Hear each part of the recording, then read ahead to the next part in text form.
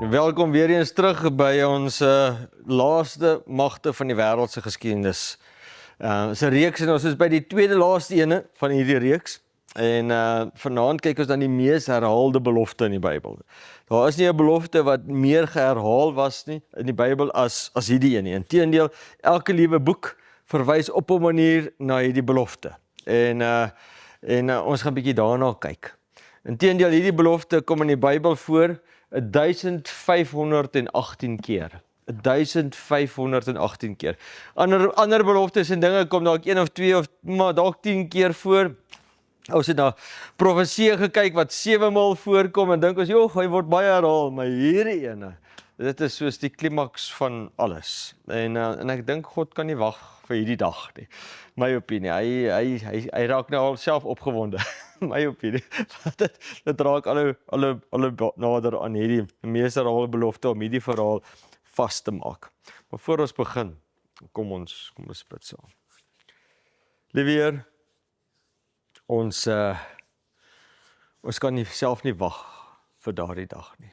Die belofte wat die meeste herhaal word, gaan ons vanaand dan kyk wat U so baie keer in U woord vir ons gegee het. En ons sê dankie.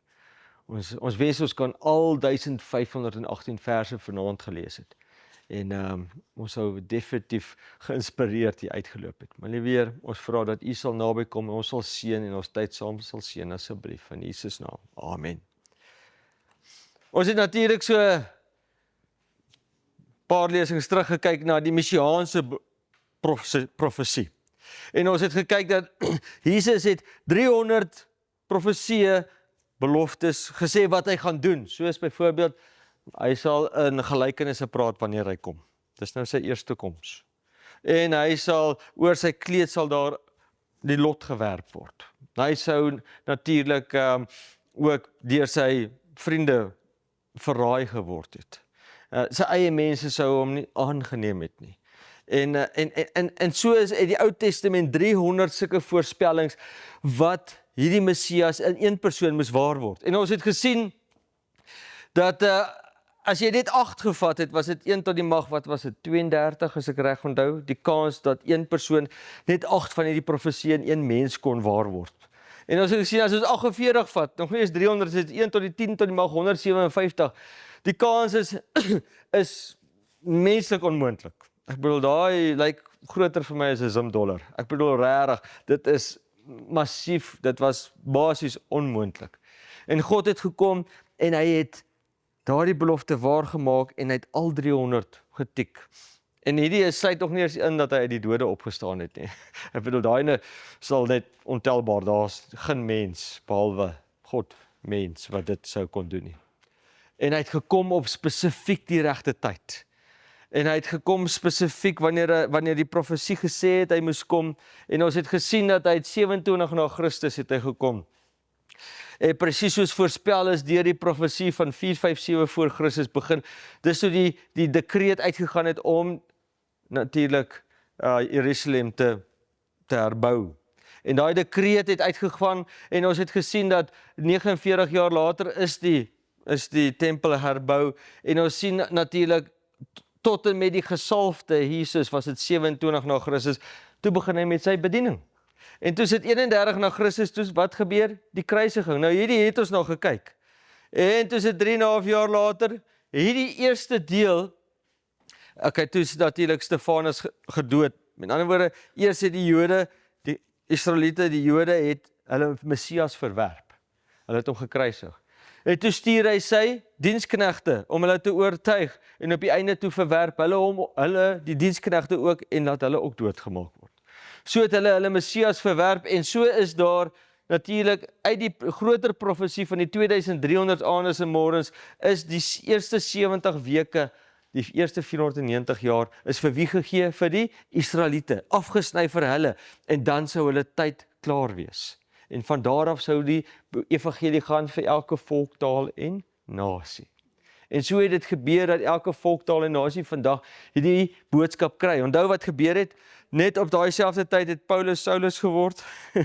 Of nee, Saulus Paulus. Hy het natuurlik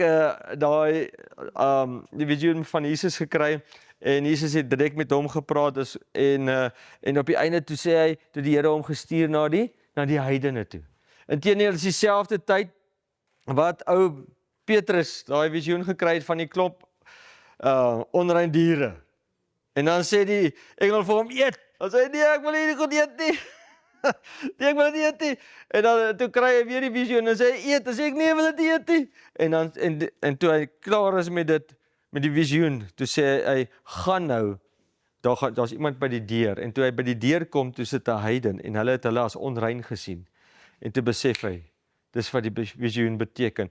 Ek moet vir hierdie mense gaan preek.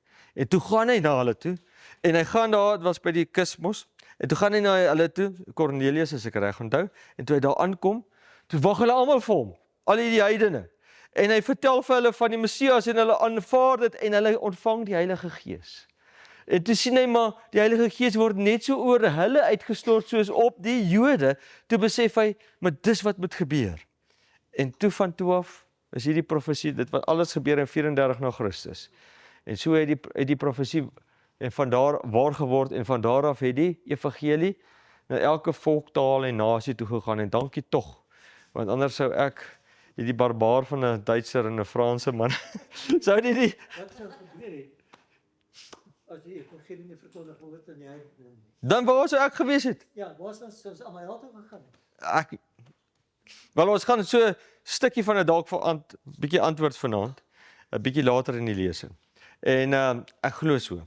Maar die punt is, die Here wou hê die Jode moes 'n voorbeeldvolk wees wat die wêreld vertel van die Messias. En hulle het absoluut dit nie gedoen nie. Hulle het hulle self so eksklusief gehou. En toe stuur die God op die einde gelukkig die apostels uit. Goed. Maar ook vertel ek julle hierdie verhaal weer.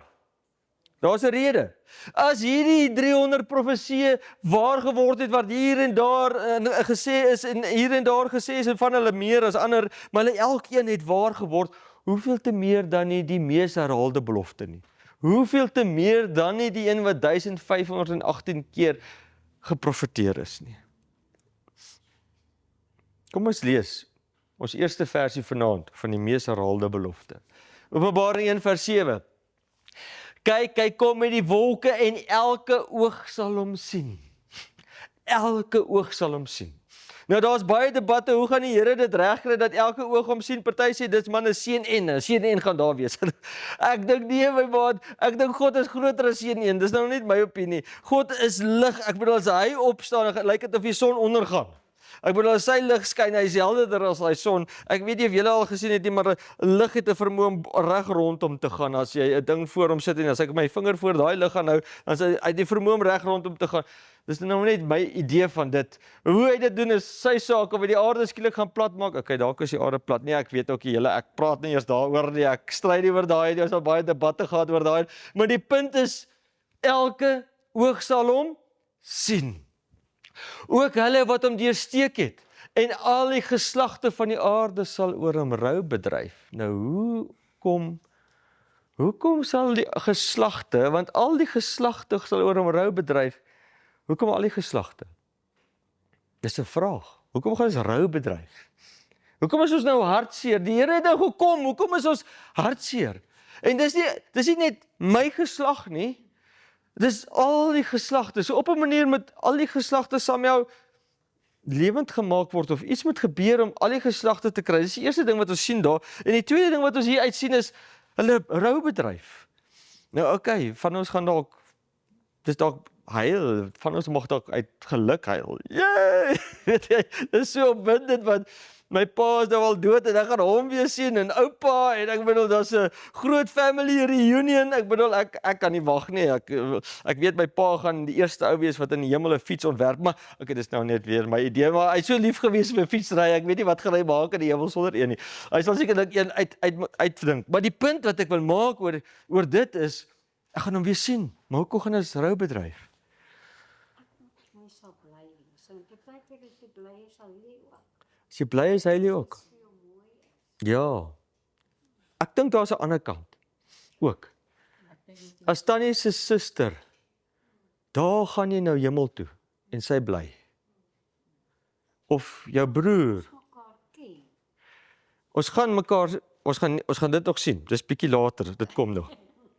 Maar ek het 'n vermoede, die rou is oor, het ek my ultimate beste gedoen, dat ek my seun, my dogter, my broer, my suster, my swaar, my buurman nie kon help, dat hy nie net op die pad kom nie.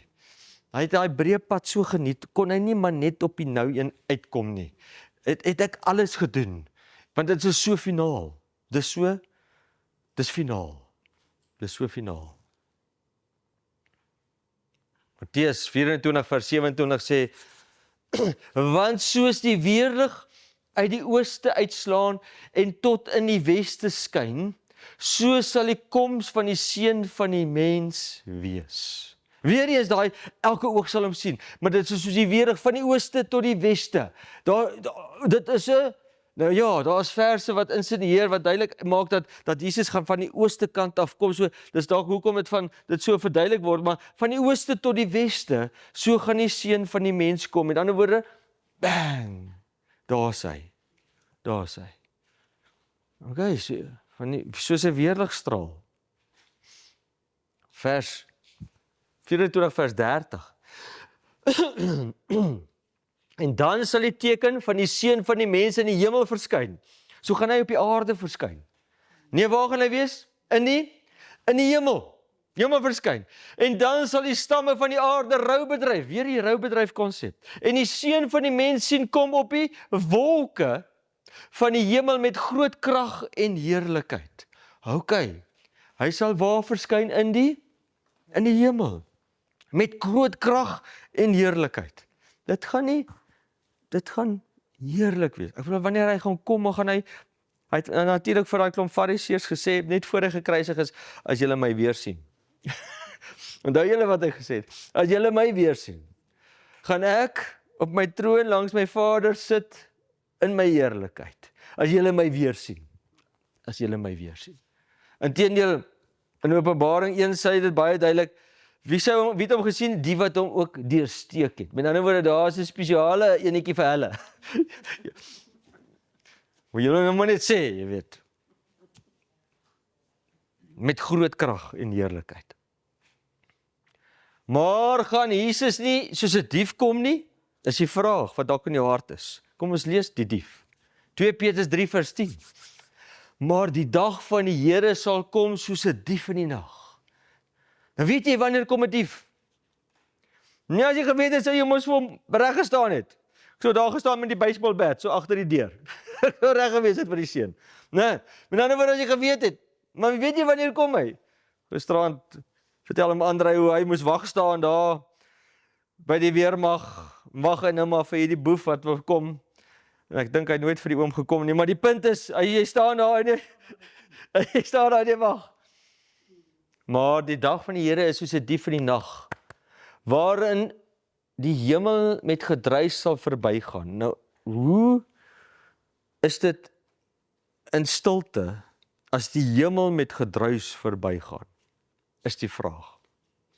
So dit is die dief in die nag is dalk nie oor die stilte nie, maar oor wat?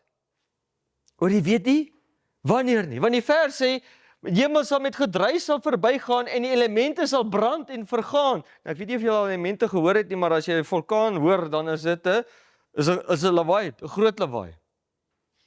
En die aarde en die werke wat daarop is, sal verbrand.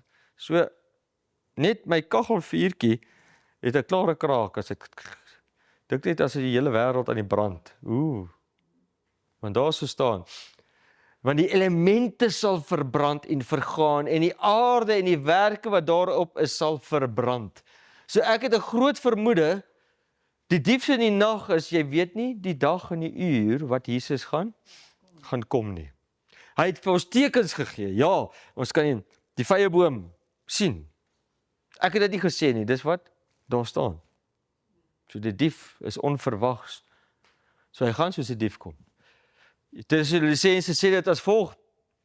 Want die Here self sal van die hemel neerdal met 'n geroep en die stem van 'n aartsengel. Nou as my stem kan ek relatief hard maak, maar 'n aartsengel, jene my maat, kyk hier, daai stem hy gaan brul. met die geklank in die bassein van God. Nou wat is 'n bassein? Dis 'n trompet. Nou ek weet nie van julle nie, my laaitjie speel trompet. En toe ek trompet gespeel het vir die kadette, het my ma my gejaag dat ek in die kas gaan sit. Ek moes in die kas my beel gaan oefen en toe kry ek naderhand 'n trompet en dis hoe ek moes oefen. En toe eendag toe gee ek my trompet vir my pa en hy was 'n staatspresidentswag. Hy het nou daar gestaan by die staatspresidentshuis daar in Pretoria en dan moes hy elke dag nou vir die staatspresident, is daar 'n paar van hulle wat die ding moes blaas. En toe gee ek vir my pa daai trompet en toe hy hom blaas. Mense, ek dink ek het in Anlin gebly in Pretoria op daai stadium. Ek dink die hele Anlin kon dit hoor. Want hy het nog steeds daai longe van hom gehad en daai longe het geblaas. Ek het net, okay, pa kan nog die stem speel, pa kan die stem speel. Dink net die trompet van God. As hierdie kleine ou Suid-Afrika se staatspresident wagte so hard kan speel, hoeveel meer God se aardsengel. Met geroep, met die stem van 'n aardsengel, met die geklank van die bassein van God en die wat in Christus gesterf het, sal eerste opstaan. Ons gaan later daarna kyk. Wat wou ek dit weer eens vasmaak? Die Here gaan kom met sy heerlikheid, met sy glorie. Elke oog gaan op sien. Dit gaan nie in die geheim wees in die opsig van niemand weet nie. Jy weet nie wanneer hy kom nie, ja. Dis wat jy nie weet nie, maar dit is 'n gedruis en dis elemente wat bars en dit is die aardsengel wat blaas. Elke mens op hierdie aarde gaan tot stilstand kom. Die God van die heelal, die Skepper het gekom. Kan ek iets vra? Ja, Daar sê die Bybel, die wat in Christus gesterf het. Nou ons is almal gelowige mense. Ja. Is nie ons nie. dis Wie is die spesiale mense wat in Christus gesterf het? Is dit mense wat doodgemaak het in hulle geloof of ter wille van hulle geloof? Wie is die mense wat in Christus gesterf het? Wat eerste gaan opstaan? dis die wat hulle het gekies om saam met Christus 'n pad te stap. Hulle is die verlosters van die wêreld. Met ander woorde, dit is die Christene wat gesê het, Here, hier is ek is jammer vir my sondes, vergewe my. Dis hulle wat deur die bloed van die lam die duiwel oorwin het. Dis met ander woorde is almal van ons wat glo. Almal wat glo. Byvoorbeeld die 11 apostels Nee oom. of Paulus Nee oom, die Bybel praat net van die regverdiges en onregverdiges. weet dit antwoord. Ja, so dis regverdige mense, dis die wat hulle lewe vir die Here gegee het en dit is daardie wat gaan opstaan uit die dode. Ja, Dankie vir die antwoord. is reg. Maar ons gaan nog net daarna kyk. Ons kom nog daar. Ek probeer dit in kategorieë net gou plaas dat ons die hele prentjie net kry, maar ons gaan daar uitkom. Ons gaan. Maar van daardie dag en uur weet niemand nie, ook nie die engele in die hemel of die seun van die mens, maar net die Vader. So met ander woorde, dit is regtig die geheim verhaal, is wanneer hy kom. Maar wanneer hy kom, is dit nie meer 'n geheim nie. Met ander woorde, wanneer hy kom, is dit, daar is die Messias op wie ons gewag het.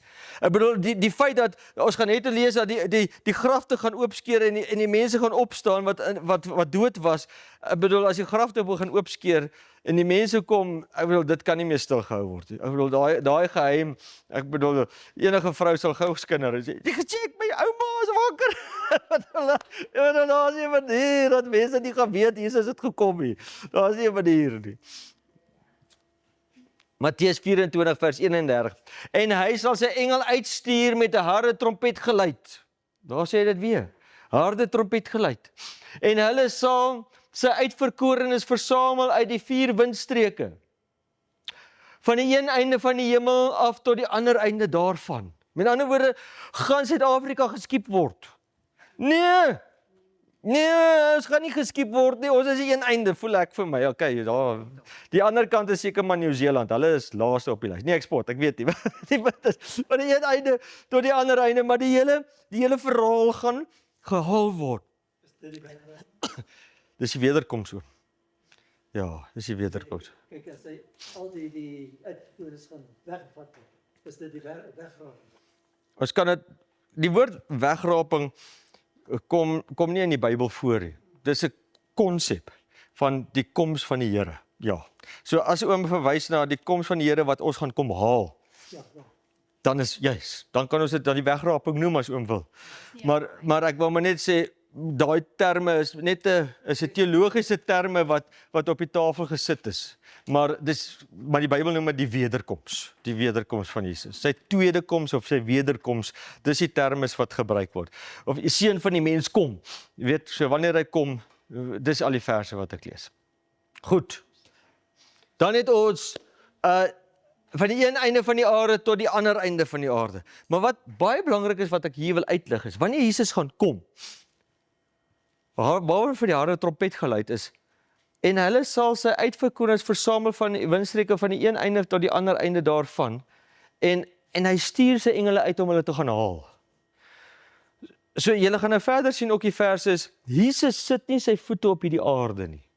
Hy's in die hemel, hy's in die lig, hy kom tot op 'n sekere punt, maar ons, jy gaan nou sien, die vers sê, ons gaan die Here tegemoet in die lig. Met ander woorde, die engel kom haal ons. Ja, die engel, ek dink wanneer my engel aankom, dan gaan hy sê, Jakobus, dis my regte naam, Jakobus Louis. Dan gaan hy my eers 'n paar pakslae gee vir al die twak wat ek aangevang het, en dan gaan hy my vat.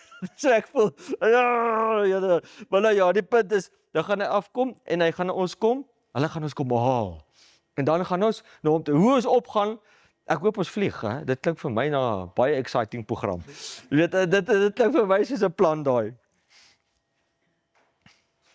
1 Tessalonisense 4 vers 17 sê dit as volg. Daarna sal ons wat in die lewe oorbly saam met hulle in wolke weggevoer word die Here tegemoet in die lig. En so sal ons altyd by die Here wees. Altyd. Gaan ons weer doodgaan? Want hier staan altyd. Nee, dood is verby. Dood is verby. Dit sê nie 100 jaar nie, dit sê altyd. So waar gaan ons? Die Here tegemoet in die lig. Nou ja, ek kan nie wag vir daai oomblik nie. 1 Korintiërs sê dit as volg. As daar geen opstanding van die dode is nie, dan is Christus ook nie opgewek nie. En as Christus nie opgewek is nie, dan is ons prediking vergeefs en vergeefs ook julle geloof. So met ander woorde, daar gaan 'n opstanding wees van die dode. Hierdie lewe is die einde nie. Daar is 'n lewe na hierdie. Ek speel in Duitsland saam met 'n klomp ouer mense volleybal. Op 'n manier, het so gebeur, nooi hulle my uit en ek ken geen Duitsers nie en ons praat so half Engels met mekaar. Ek kon nog nie, die Duits is nog steeds nie by my heeltemal nie. My kinders en my vrou ja, maar die punt is, en ek gaan speel en maar hulle is almal amper die hele lot is ateïste. So hulle glo nie. En hulle probeer hulle lewe so lank as moontlik hê. My hart het uitgegaan na hulle toe. Ek het probeer om vir hulle uit te reik na hulle toe. En vir hulle te sê, maar hierdie lewe is die einde nie. Daar is 'n hiernamaals, daar is 'n toekoms, daar is 'n forever after. Saam met God.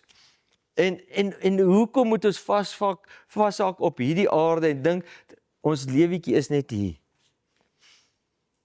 Goed. Kom ons lees hier. 1 Tessalonisense 4 vers 13. Maar broeders, ek wil nie hê dat julle onkundig moet wees met betrekking tot die ontslapenis nie. Nou hier is 'n baie interessante terme wat Jesus baie gebruik het. Hy het byvoorbeeld gesê, daai meisietjie wat dood is, sy slaap. Hy het gesê, Lazarus slaap. En toe sê hulle, as hy slaap, dan kan hy gesond word. Want as jy slaap, kan jy gou gesond word. En toe sê Jesus, so draai, kyk hy vir hulle, so hy sê, Lazarus is dood. Jene, ag shame. Jy weet, so met ander woorde, hoekom sien Jesus die dood as 'n slaap? Hoekom? Okay, slaap weet jy nou niks nie, as jy nou aan slaap dink, en jy's nou daar, en jy word gelukkig, as jy nou gelukkig is, meeste van die tyd word jy wakker, maar die punt is, ergens word jy nou weer wakker en so. Maar as jy lewe in jou het, as jy die bron van lewe is, dan is enigiemand wat doodgaan vir jou soos iemand wat slaap, wat ek nou moet wakker maak. In ander woorde, ja, hy is in 'n toestand waar hy nou niks weet nie, en wat, maar hy moet nou wakker gemaak word. So hy het lewe in hom. Okay, maak dit sin. Goed, so Jesus sê hy, maar broeders, ek wil nie hê dat julle onkundig moet wees met betrekking tot die ontslapenis nie, sodat julle nie treur soos die ander wat geen hoop het nie. Okay, so ons moet nie treur oor die mense wat nou klaar oorlede is nie. Wat geen hoop het nie. Ja, ons het hoop, want Jesus gaan hulle kom, gaan wakker maak. As ek nou hierdie taal moet gebruik, wakker maak.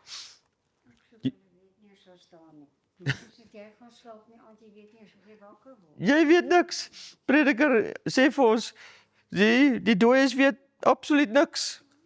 Dis dieselfde konsep met die slaap wat jy nie weet nie. Johannes 14 vers 1 tot 3. Laat julle hart nie ontstel word nie. Ek glo julle ken hierdie ding. Net so dis kan Psalm 23 is hy seker een van die bekendstes. Laat julle hart nie ontstel word nie. Glo in God, glo ook in my. In die huis van my Vader is daar baie wonings. Die nuwer vertalings wil sê kamers, nou ekskuus julle. Maar ek wil eerder 'n woning hê as 'n kamertjie. Maar hoe ook al sê daai debat, ek wil nie daarbo uitkom for that matter. Okay, is baie wonings. As dit nie so was nie, sou ek vir julle gesê het, ek gaan om vir julle plek te berei. En as ek gegaan en vir julle plek berei het, kom ek weer en sal julle na my toe neem, sodat julle ook kan weet waar ek is. Waar gaan ons heen wanneer Jesus kom? Bly ons hierso? Nee, wat sê hy daar? Ek wil julle neem waar ek is. Waar gaan ons heen? Wel, ons gaan môre aand dit baie duidelik sien, ons gaan hemel toe, mense. Hemel toe. Daar gaan wel 'n nuwe aarde ook, in hemel en aarde kom, maar wanneer Jesus kom, wat gaan hy met ons maak? Hy gaan ons hemel toe vat. Ons sal vir jou probeer 'n ticket reël, hoor. Ek hoop so. Ons het al lank al ons debatte aan mekaar, ek en my kinders van hoe is die Here oortuig ons wil ons ook honde saamvat. En die hoenders. Maar ja, daar's geen verse wat sê wat die Here gaan doen met die arme diere heeltemal nie. Ons hoop regtig ons sal sy arm gedraai kry, maar ek weet nie, ons het so een hond gehad. Sy naam was Rocky en hy was so feisty, langbeen Jack Russell. En as jy hom so gevryf het, die oulikste hond, maar as jy hom so gevryf het, grof my vir jou. So ek is net bang hy gaan daai mak. Ja, maar ek's bang daai hond sal die leeu's gaan rondjag daar. Hy moet net bedaar, hy moet 'n nuwe karakter kry. Huis toe. Goed. En in die huis van my Vader is daar baie wonings. En as dit nie so was nie, sou ek dit vir julle gesê het. Ek gaan om vir julle plek te berei. En as ek gegaan en vir julle plek berei het, kom ek weer en sal julle na my toe neem, sodat julle ook kan weet waar ek is. Ons gaan hemel toe, mense. Ons is op pad na 'n beter plek. So ons het al gehoor, ons het die hoop, Jesus het die dood oorwin. Elke oog sal hom sien, maar tog gaan ons rou bedryf. Soos die weerlig van die ooste tot die weste. Jesus gaan in die hemel verskyn op die wolke. Hy kom al hoe nader, maar Jesus gaan nie sy voete op die aarde sit nie. Dis baie belangrik. Want onthou, daar gaan valse Christusse en valse profete wees. Nou as daar 'n valse Christus vanaand hier instap, gaan ek nie weet of hy waar of vals is nie. Maar ek gaan dan ewe skielik onthou, o ja, Jesus het gesê wanneer hy kom, gaan hy nie sy voete op die aarde sit nie. Dan weet jy onmiddellik, is 'n slang in die gras. Letterlik en figuurlik. Die slang was in tyd van Eden ook. Maar goed. En dan met groot krag en heerlikheid die elemente sal verbrand. Hy gaan so onverwags wees, maar met die stem van die aardsengel, die basyn van God, geen geheim nie. Net die tyd is 'n geheim. Die engele gaan uitgestuur word om ons te kom haal. Ons gaan na Jesus tegemoet in die lig, en so sal ons altyd by die Here wees. Kom ons lees vir julle hoe lyk die aarde. Hier's nou die donker kant. Hoe lyk die aarde? Die dag wanneer Jesus kom. Jeremia het dit voorspel hierso. Ek het gekyk en daar was geen mens nie. En al die voëls van die hemel het weggevlieg. Maar nou hy sien niks. Groot skakelaar van die wêreld is afgesit. Ek het gekyk en die land fonteine was 'n woestyn en al die stede was afgebreek voor die Here voor sy torengloed. Want so sê die Here, die hele land sal 'n wildernis word, alhoewel ek daar geen einde aan sal maak nie. Daar's 'n tyd wat dit 'n wildernis is tot niks. Inteendeel, ons het net gelees, tot die elemente gaan smelt, alles gaan verbrand wees, alles gaan tot niks wees. So met ander woorde, wanneer ons 'n pragtige iets bymekaar maak, soos ons graag wil, of dit nou 'n mooi huis is, of meubels, of 'n Toyota bakkie, ons is alles net besig om vuurmaakhout bymekaar te maak, alles gaan weg, want dit gaan niet gemaak word, ons gaan dit lees nog. Ons gaan dit nog lees. Kom ons lees verder. Vandag wil ek graag julle vat na die wêreld wanneer Jesus kom. Daai dag wanneer hy gaan kom, wil ek graag hierdie hele wêreld in 4 kategorieë opdeel. En ons gaan die verse lees wat hierdie 4 kategorieë vir ons gaan duidelik maak. Die regverdige dode, die regverdige lewendes, die onregverdige lewendes en die onregverdige dode. So dis 4 groepe. Hooplik is ons deel van die regverdige nommer 2, lewendes. En ek sê altyd ouma is die regverdige dode. Hoekom? Want ouma het vir my koekies gebak. Jy weet, sy's baie nice geweest. Sy was baie lief vir my. Ek kon enigiets so dan kom bys eet wanneer ek wil. Maar goed, ouma. En dan het ons natuurlik die res daar. Kom ons lees oor dit. Tessalonisense 4 vers 13, 16 en 18. Maar broeders, ek wil nie hê dat julle onkundig moet wees met betrekking tot die ontslapenis nie. Weet die woord ontslapenis. Met ander woorde, hierso is mense wat slaap en dan word hulle lewendig. Ek wil nie hê julle moet onkundig wees nie. So hier's 'n geheim. Sodat julle nie treur soos die ander wat geen hoop het nie. Want die Here self sal van die hemel neerdal met die geroep, met die stem van 'n aartsengel en met die geklank in die bassein van God. En die wat in Christus gesterf het, oom se vraag, sal eerste opstaan. Bemoedig mekaar dan met hierdie woorde. So hierso beskryf die Here 'n opstanding, 'n eerste opstanding. En dan is daar later 'n tweede opstanding, wat ons môre aand mooi gaan kyk. Daar is 'n tweede opstanding. En dan is daar 'n tydperk tussen die twee. Maar goed, dis nou nie vir nou nie. Die punt is, daar's 'n eerste opstanding. En hierdie eerste opstanding is die wat in Christus gesterf het. Hulle het Christus aangeneem vir hulle verlosser en saligmaker, soos die van die kruis, byvoorbeeld. Hy het Jesus aangeneem. So, en hulle sal eerste opstaan. Groep 2. Daarna sal ons, wat in die lewe oorbly, saam met hulle in wolke weggevoer word, die Here tegemoet in die lig. OK, daarna. Met ander woorde, eers gaan ouma en oupa, en ek hoop albei my oupas, ek weet nie, die een was bietjie stout, maar die punt is dat hulle genade sal vind by die Here, en dat hulle daai dag opgewek sal wees, en saam met ons die Here tegemoet gaan in die lig. Dis wat die vers sê. Dis nie, ek dink dit nie uit nie. Ek het nou net gelees. En so sal ons altyd by die Here wees. So jy kry hierdie prent. Nou dit is goeie nuus. Dis goeie nuus. Ek het kinders wat dit nie gemaak het in die lewe nie. En ek sal baie bly wees om hulle te kan kry. Ek sal baie bly wees. Ek sal baie bly wees om hulle te kan kry, en nie net my oupa en my ouma nie, maar my kinders ook. Ek sal baie graag hulle wil hê. En die Here het dit beloof. En dan wat dan? Dan gaan ons hemel toe. Dis wat die ontslapenis, die dooies en die lewendes wat in die Here gesterf het. Dan het ons die onregverdige lewendes. En dan sal die ongeregtigheid geopenbaar word. Hy wat die Here met die asem van sy mond sal verdelg en die verskyning van sy wederkoms tot niet sal maak. Jo. Sien julle die twee groepe nou?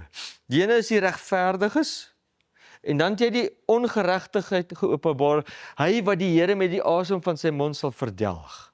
En deur die verskyning van sy wederkoms, dis hoekom ek gesê het, ons noem dit wederkoms, tot niets sal maak. Tot niets sal maak. So hier sien ons, die regverdiges gaan saam met die ontslape regverdiges wat lewend gemaak is. Die twee groepe sal saam lewend word. Ek gaan my kind terugkry wat awesome sal wees. En dan gaan ons saam die Here tegemoet in die lig en so sal ons pa hierdie kant, ma hierdie kant en hy met sy pa seker, ek weet die familie, ek weet nie hoe gaan dit werk nie. Die lang storie kort is, ons gaan eider mekaar hier, hallo sê op pad boontoe. Weet op pad boontoe sal ek vir my Engels sê, luister, ek wil nie by my pa uitkom. Ek weet nie hoe lyk hy nie, maar hy is nou weer jonk, maar ek wil net daar asseblief, jy weet. En of course, en dan, maar wat gebeur, wat oorbly? Daai wat sê, berge val op my, heuwels bedek my, wat gaan van hulle word? Daar staan dit. Dit staan baie duidelik. Hy wat die Here met die asem van sy mond sal verdelg en deur die verskyning van sy wederkoms tot niet sal maak. So gaan hulle dood wees. Hulle is tot niet gemaak. Hulle is dan kapot. Kom ons lees wat Jeremia sê. En die wat deur die Here verslaan is, sal die dag lê van die een einde van die aarde tot die ander einde van die aarde. Jo. Hulle sal nie beklaag of versamel of begrawe word nie. Hulle sal mis op die aarde wees. Hoekom gaan hulle nie beklaag of versamel of begrawe wees nie? Daar is niemand hier nie. Hulle is waarheen? Die lewendes is waarheen? Hulle is op. Ons het nou net gelees, hulle is op hemel toe. In ander woorde, het die Here 'n regverdige oorgelos.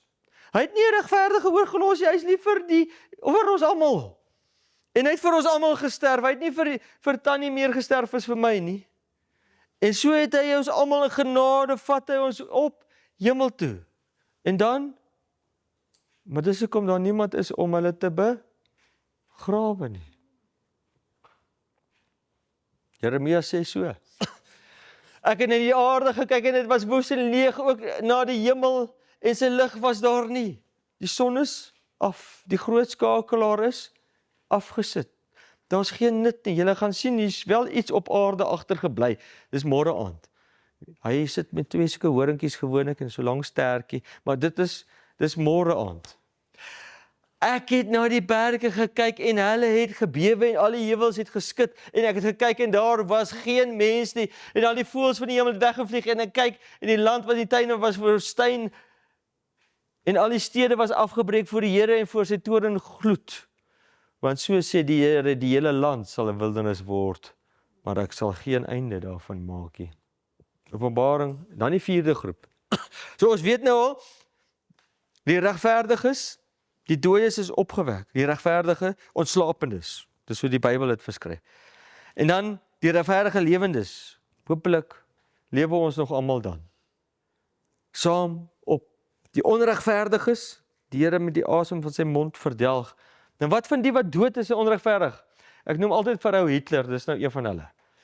Ek weet nie, as hy Hitler mag dalk bekeer het, ek weet nou regtig nie wat het Hitler alles aangevang nie.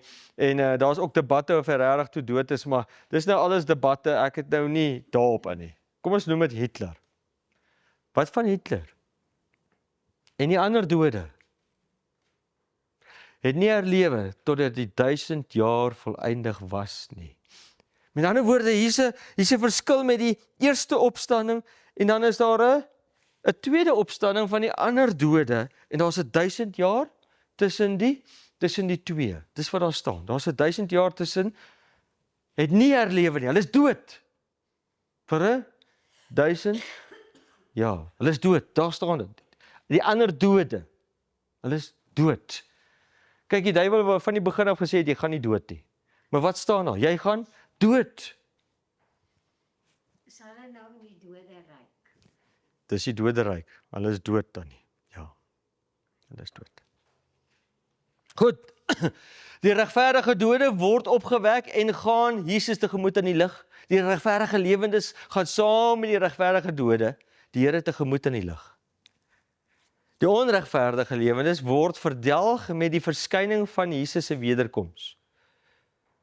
En dan die onregverdige dode herlewe nie totdat na die 1000 jaar nie.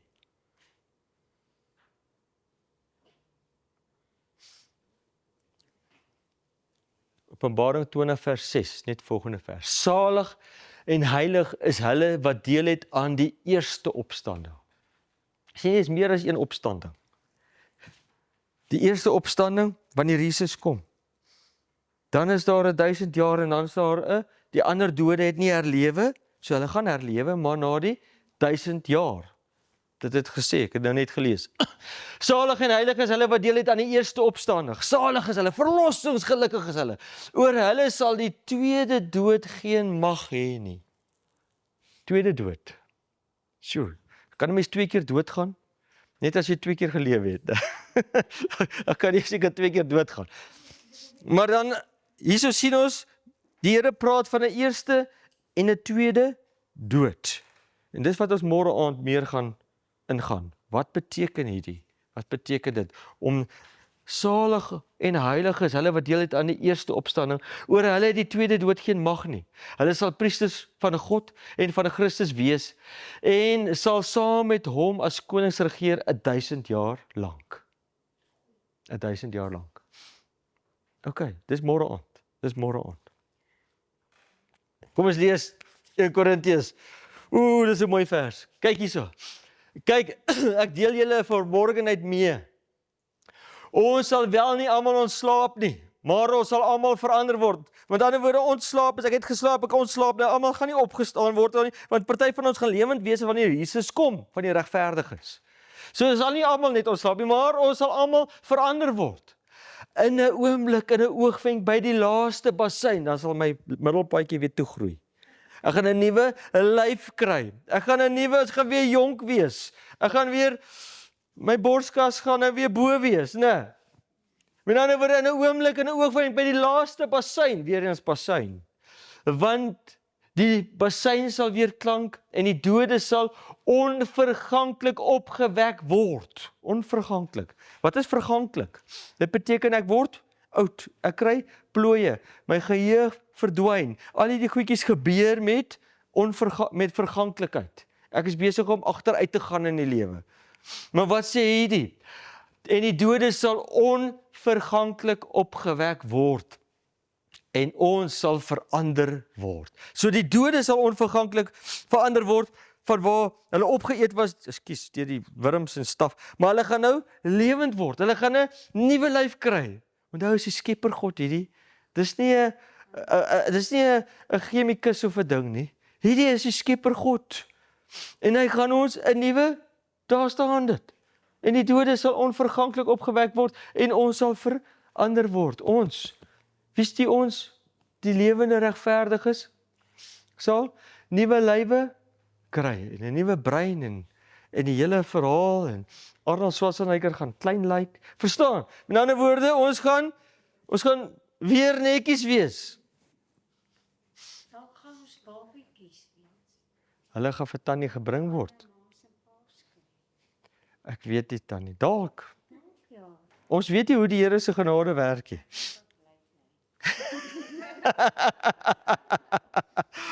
Alles vir my.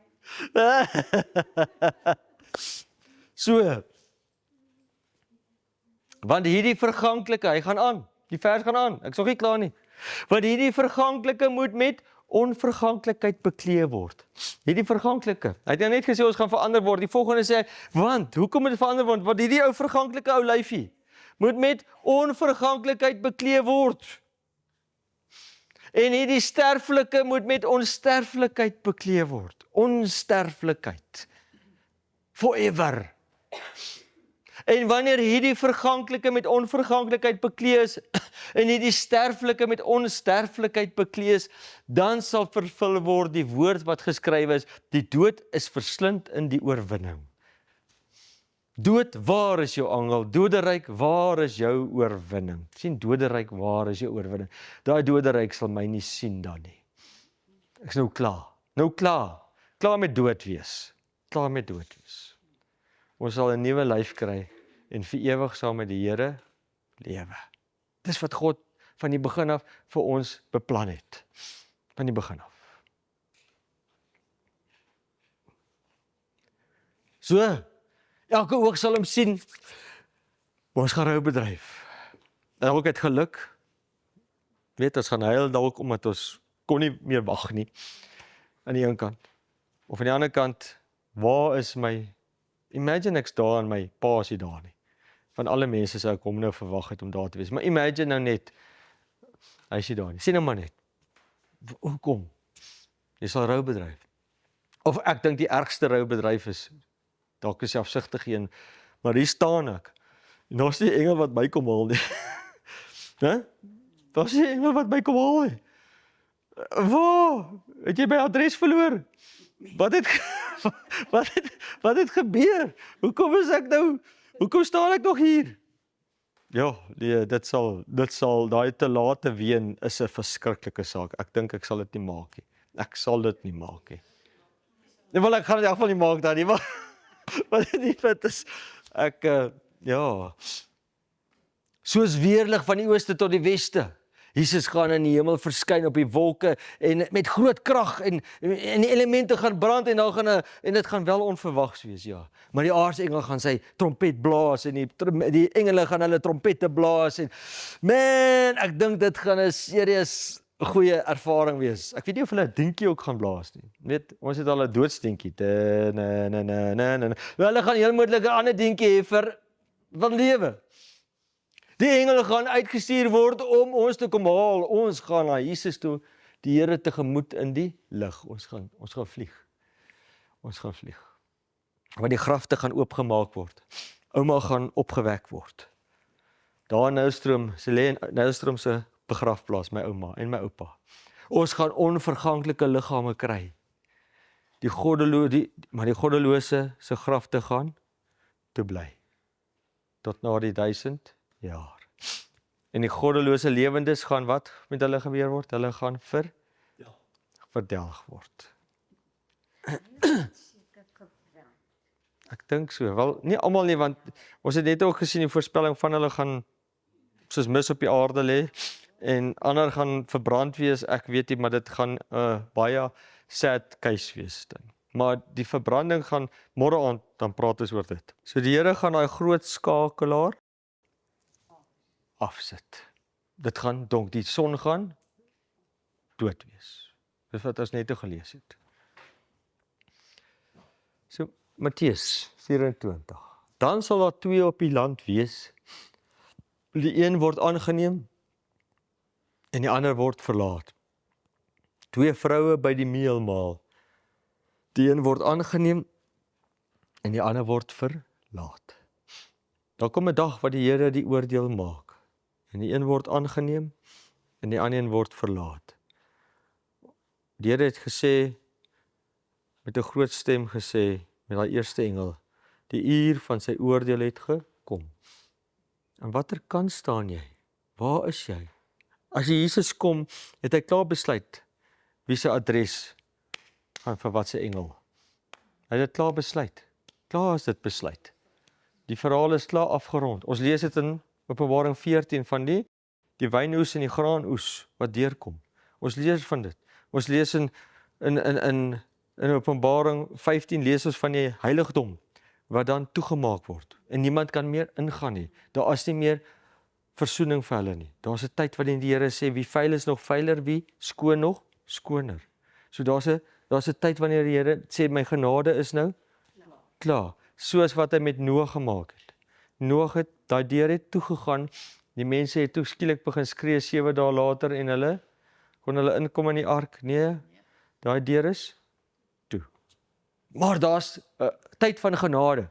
En die tyd van genade is nog steeds oop. En dis nog steeds nou. Dus kom ek so pleit by julle, kies hom Nou maak seker jy het geen meer sonde tussen jou en hom nie. Daai sonde moet vergewe wees. Daai sonde moet, daar's nog tyd. Die Here het gesê kom en ek het vir jou vergifnis, maar jy moet sê jammer. Jy moet seker maak jy hou daai 10 gebooie. Want dit is waaroor hy ons gaan oordeel en ons daai verse het ons gelees. Maar baie sal in daardie dag vir my sê, Here, Here, het ons nie in U naam geprofeteer, in U naam duiwels uitgedrywe, en in U naam baie kragte gedoen nie.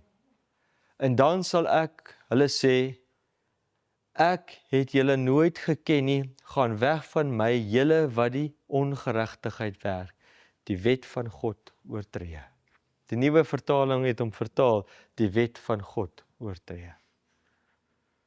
Dit is ek wil net hê julle moet daai dag vir die regte redes rou bedryf. Om te laat te ween is 'n verskriklike saak. Maak seker julle saak is reg met die Here. Dis elkeen met sy eie heil uitwerk, het die Here gesê. Ek kan nie namens my kinders, seker ouderdom natuurlik, daai is 'n ander studie. Maar die punt is, ek kan nie namens my vrou sterf nie. Ek kan nie namens haar keuses maak nie. Maar sy kan ook nie namens my nie. Ek wens partykeer sy doen, want sy maak gewoonlik beter keuses as ek. Maar die punt is,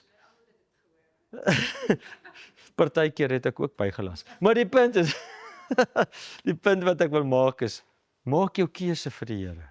Maak jou keuse vir die Here.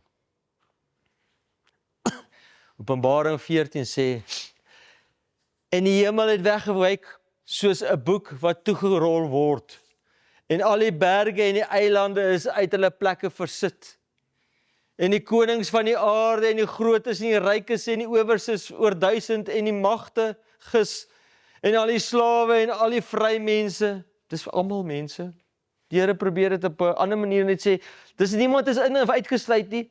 Dis nie omdat jy nou skielik 'n dominee was, as jy nie in die lysie nie. Dis ons die hele lot. Slawe en al die vry mense het hulle weggesteek in die spilonke en in die rotse van die berge. En vir die berge en die rotse gesê, val op ons en verberg ons vir die aangesig van hom wat op die troon sit en vir die toren van die lam.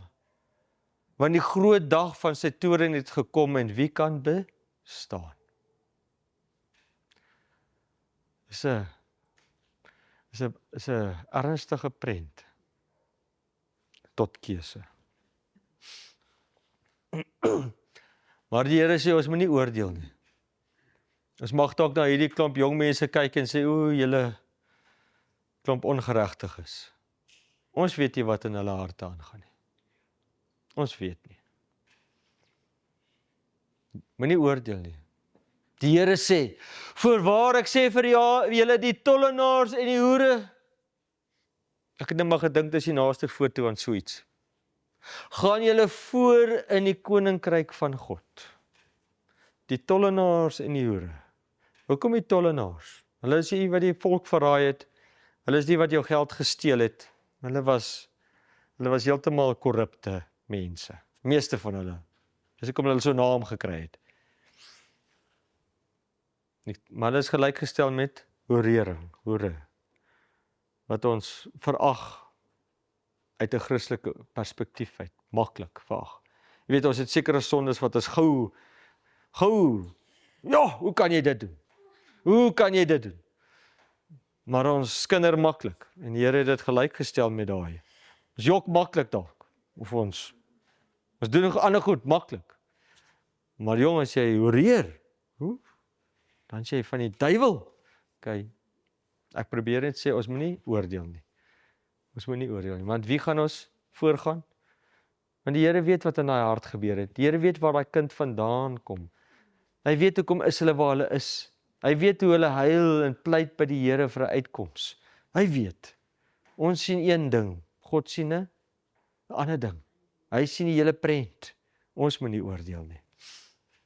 En hier is 'n versie wat ek vir oom wil lees. Want oom het nou 'n vraag gehad. Want wanneer die heidene wat geen wet het nie, van nature die dinge van die wet doen, is hulle vir hulle self 'n wet, al het hulle geen wet nie. Omdat hulle toon dat die werke van die wet in hulle harte geskrywe staan, terwyl hulle gewete saam getuienis gee en die gedagtes mekaar onderling beskuldig of ook veronskuldig. In die dag wanneer God die verborgde dinge van die mense deur Jesus Christus sal oordeel volgens my evangelie. Wat het hy gesê? Dit het gepraat oor hierdie man, hy weet niks van die Here af, hy weet nie van Jesus nie. Hy het nie 'n klou nie. Hy sit daar in Papua New Guinea, waar ook al hy is, en hy weet net, hy moet nou hierdie bamboes bymekaar maak, en die goedjies bymekaar maak, en hy, of soos ek altyd van die bosmans praat, hulle weet nie van beter geweet nie. En wat het die Here gedoen? Hy het gesê, want wanneer die heiden wat geen wet het, het hulle die wet van God, het hulle dit? Hulle het dit nie. Van nature die dinge van die wet, en hoe dit gebeur? Is hulle vir hulle self 'n wet en hulle het geen wet nie, omdat hulle toon dat die werk van die wet in hulle harte geskrywe is, terwyl hulle gewete, wie bestuur die gewete? Die Heilige Gees. Terwyl die gewete saam getuienis gee en gedagtes mekaar onderling beskuldig of ook veronskuldig. Met ander woorde, God oordeel jou volgens wat jy weet. Daar gaan busmandjies opstaan daai dag wanneer Jesus kom, en dan Jesaja sê dit vir ons baie duidelik. Hy gaan vra, wat is hierdie merke in jou hande? Wie is jy? Wat het gebeur? My kind, jy het my stem gehoor in jou hart. Toe ek vir jou sê, moenie jou broer se vrou vat nie, het jy dit nie gedoen nie. Moenie jou broer se bok wat hy geskiet het steel nie, het jy geluister. Jy het geluister na die gewete wat in jou voed. En God is genadig. Want as hy meer geweet het, sou hy meer reg gedoen het. Jesaja sê, en hulle sal die dag sê, kyk, dit is onze God op wie ons gewag het, dat hy ons kan verlos. Dit is die Here op wie ons gewag het, laat ons juig en bly wees oor sy hulp. So ja, ons gaan daarin bly wees ook, Tannie. Ons gaan daarin bly wees ook. Dit is onze God op wie ons gewag het. Exodus, ek gaan 'n bietjie Ou Testament ook werk. En die Here het neergedaal in die wolk en daar by ons gestaan en hy het die naam van die Here uitgeroep en toe die Here by hom verbygaan, het hy geroep, Here, Here, barmhartige en genadige God. Hy is lankmoedig en groot van goedertierenheid en trou. Wat die goedertierenheid bewaar vir duisende, wat ongeregtigheid en oortreding en sondes vergewe, maar nooit ongestraf laat bly nie. Want die ongeregtigheid van die vaders besoek aan die kinders en aan die kindskinders, aan die derde en aan die vierde geslag. Dis daardie God wat ons gaan kom haal. Maar dis daardie God wat vir ons genade wil toon, as ons net wil sê, jammer my God, ek draai terug na u woord, na u wet, ek draai terug. Vergewe my asseblief. En dan kom die mooi vers, en ek het 'n nuwe hemel en 'n nuwe aarde gesien. Want die eerste hemel en die eerste aarde het verbygegaan en die see was daar nie meer nie. OK, so die Here gaan nou iets met die see aanvang. Ons weet nog nie alles nie, maar hy lyk my hy gaan die see kleiner maak of hy is nie meer daar nie. Ons weet daar is 'n see van glas voor sy troon, dit weet ons. Maar die punt is, hy gaan 'n nuwe hemel en 'n nuwe aarde maak. Hierdie aarde gaan verbrand word wanneer hy kom. Ons het dit gelees. Maar hy gaan 'n nuwe hemel en 'n nuwe aarde maak. Daar staan dit. Daar staan dit. As ons net vir hierdie lewe op Christus hoop. Ek wil net vir julle sê, dis een van die verse wat my pa die meeste aangehaal het wanneer hy gepreek het. As ons net vir hierdie lewe op Christus hoop, dan is ons die ellendigste van alle mense. Net vir nou, Jesus, ek het dit nodig, hoekom het dit met my gebeur, help my groot tone seer. Jy weet, ek bedoel, as ons net heeltyd moan en groan oor wat hier nou gebeur, is ons die ellendigste. Ons hoop moet vir ewig wees. Geen wonder Jesus sê, ons moet begin belê in die hiernamaals. Hoe doen ons dit? Deur vir ons medemense sorg, Ons tiendes te betaal. Moet net nie oor tiendes praat nie, asseblief nie. Waar belê ons? Stuur dit dan vir 'n sendeling. Stuur dit dan vir 'n sendeling. Maar kry die evangelie uit, mense. As jy dit nie kan doen nie, het die Here 'n fantastiese stelsel gegee waar hy iemand wat dit kan gaan doen, laat hy dit dan gaan doen. Betaal dan vir hom of haar of help die armes. Die Here sê wanneer jy dit vir hulle gedoen het, jy het vir my gedoen. Daar staan dit. As ons net vir hierdie lewe op Christus hoop, is ons die ellendigste. Begin belê vir die ewigheid.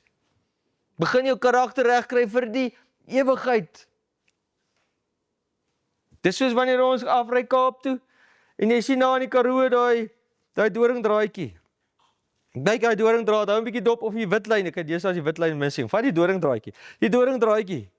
En jy hardloop met hom, en die ry is kilos en kilos en kilos, en dan is daar 'n bietjie Jakkalsstraat ook, maar is kilos.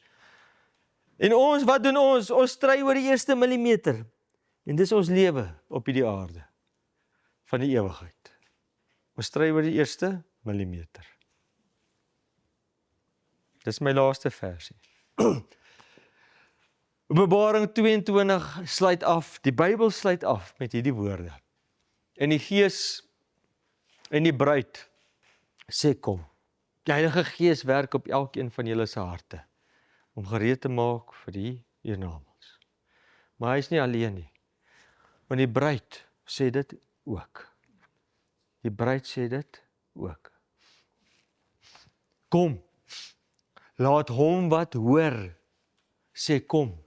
En laat hom wat dors het kom. En laat hom wat wil die water van die lewe neem vir baie geld. Baie geleerdheid. Nee, verniet. Dis gratis. Want ek betuig aan elkeen wat die woorde van die profesie van hierdie boek hoor, dis Openbaring hoor. As iemand by hierdie dinge byvoeg, dan sal God oor hom die pla byvoeg waarin hierdie boek geskrywe is. En as iemand die woorde van hierdie boek van die profesie wegneem, dan sal God sy deel wegneem uit die boek van die lewe en uit die heilige stad en uit die dinge waarvan hierdie boek geskrywe is. Maak seker, julle weet wat daar aangaan. Hy wat dit getuig sê, ja, ek kom gou. Amen. Ja, kom Here Jesus. Die genade van ons Here Jesus Christus sy met julle almal. Amen. Mag dit ons innerlike motivering wees. Mag dit die ding wees wat ons wakker maak in die oggend. Hierdie lewe is die einde nie. My ma, sy lewe nog, dankie tog vir dit. My pa, hy sal opgewek word. My oupa, my ouma, my kinders, my vriende, my kollegas, oom se broer, wie nog? Mag ons op dit hoop, mag dit ons brandend hou en gefokus hou tot hy weer kom. Kom ons bid saam. Liewe Heer, ons kan nie meer wag vir u dag nie. Die dag wanneer daar die ooste gaan oopbreek, die hemel gaan oopbreek en u gaan deurkom. Ons weet nie presies hoe dit werk nie, maar ons weet u gaan daar van die ooste afkom. Die Bybel beskryf dat dit eers gaan klein wees soos 'n mens se hand, want dit is van ver af. En dit gaan al hoe nader kom en nader kom, met 'n groot trompetgeluid. Dit is ons God op wie ons gewag het. Ons wag op u, my God. U het die doderyk kom oorwin en ons wag dat u ons ontslapenis, die dooies sal opwek op daai laaste dag, soos u beloof het vir Martha en Lazarus. Dat u hulle gaan opwek en ons vriende en ons familie gaan opwek. En liewe Here, en ons gaan nuwe lywe kry en ons gaan vlieg en ag, daar's soveel goed waarvoor ons uitsien, maar die meeste van alles is ons gaan u sien van aangesig tot aangesig. U leer ken en by u kan dankie sê vir u genade en vir u herskepping en dat u ons aksie geskaap het en dat u vir ons kom sterf het. Dat u 'n plan gemaak het en deur soveel hel gegaan het om ons te kan red. Dankie daarvoor, my God. Dankie. Dankie. In Jesus naam. Amen. Ek wil graag vir julle net so 'n blik gee. net so blik. Dis net soos dis nie deel van die lesing nie. Maar ek wil maar net vir julle uitgewys het dat volgens Openbaring se volgorde sien ons dat daai 7 kerke en 7 seels is daar. En dan kry hy die dier sy dodelike wond en dan kom die dier uit die aarde en hy staan op en dan begin hy met sy vervolgingsmag saam met die dier en ons sien daai vervolgingsmag en ons sien dit in Openbaring 13. En dan aan die einde van 13 dan is die vervolgingsmag op sy hoogste. En dan gaan jy sien weg vanaf die diere op die aarde en dit skuif na wat gebeur met God se mense en in die hemel. En dan sien ons daar kom engele, dan sal die 144.000 die God se kinders word weerspieël daar van die verseëling wat plaasvind. En saam met dit is daar engele, 3 engele wat afkom wat waarskuwings gee, wat ons terugroep na God toe en in sy verlossingsboodskap en dan sal 'n oordeel wat gaan plaasvind. En hy roep ons uit en hy sê die plaag gaan julle ontvang as julle nie uitkom nie, asseblief kom nou uit julle. En dan is daar 'n oordeel en dan die Here die oordeel verhaal wat plaasvind. Dis Openbaring 14. Daar's 'n oordeel wat gaan plaasvind. Natuurlik dit moet plaasvind voor Jesus kan kom want hy weet wie hy moet kom haal. Hy gaan weet wie hy moet kom haal. Daai oordeel is gedoen.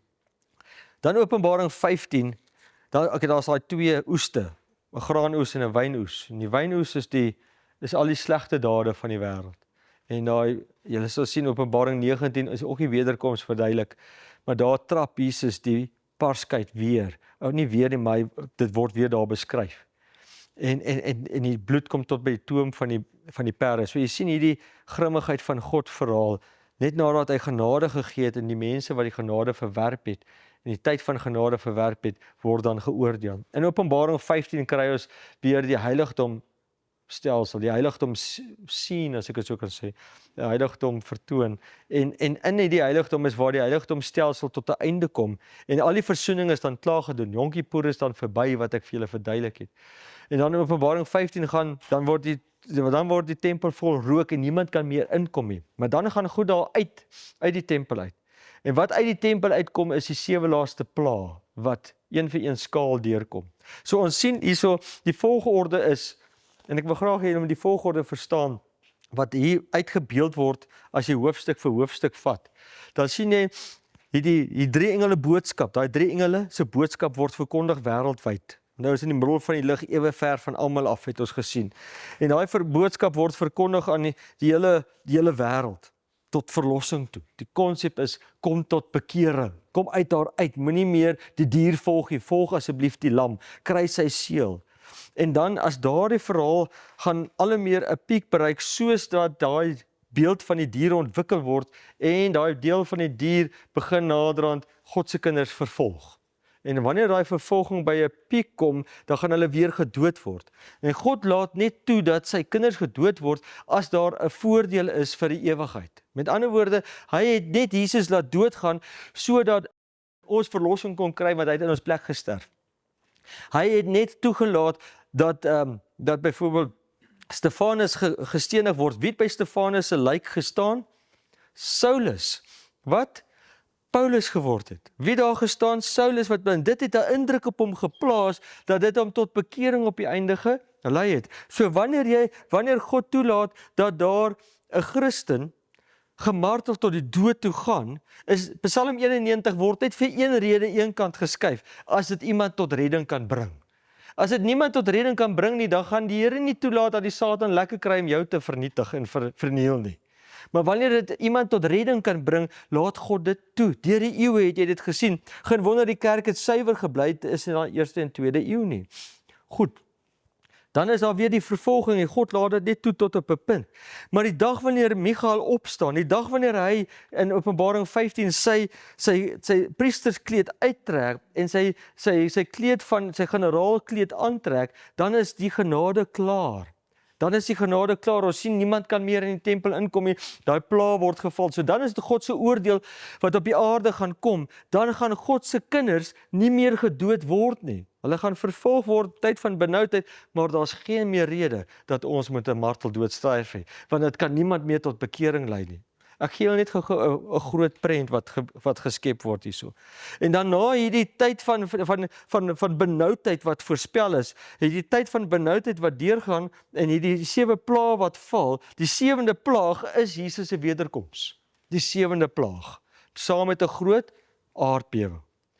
En dan Openbaring, dis Openbaring 16, Openbaring 17 vertel ons, gaan weer in reverse dan net so 'n bietjie en vertel wat gebeur met die dier, met 7 koppe en 10 horings en lamagtige dier, wat gebeur met die wêreld, en ons sien 'n new world order wat totale mag op die einde bymekaar bring.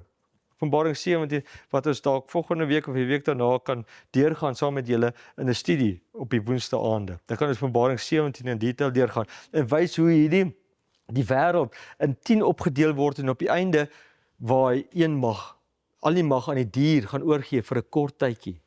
Want hy wil baie graag in die plek van Jesus wees, maar dit is Openbaring 17. En dan Openbaring 18 verduidelik hoe hierdie val van Babylon gaan plaasvind. Onthou ons het gelees van geval in Babylon. En dan kom die detail daarin van hoe hierdie val gaan plaasvind. En Openbaring 19 is dan weer eens sy wederkoms. Met ander woorde, jy kry heeltyd die prent tot by die wederkoms, dan reverse ons, dan vat ons die aarde se prent. Wat gebeur met elke rolspeler tot op die heel einde toe?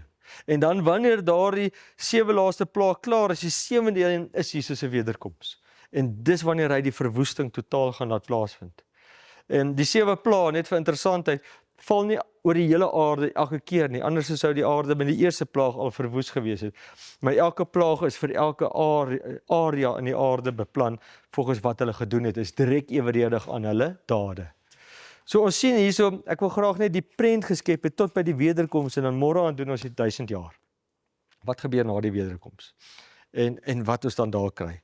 So dit is die prent wat Openbaring 11, eintlik maar 12, dis die vanaf Jesus se tyd dwarsteer tot die einde toe, 12, 13, 14, 15, 16, 17, as jy dit kronologies so vat en weet soos hy nou geskryf is tot op die einde. Ek hoop dit gee vir julle dalk 'n bietjie 'n prentjie van wat aan die kom is volgens wat ons hierso dan lees. OK. En dan kom Jesus. En hy's amper daar. So. Dis baie nice. Kan nie wag om te sien hoe hy is. Was 'n baie sterk boodskap.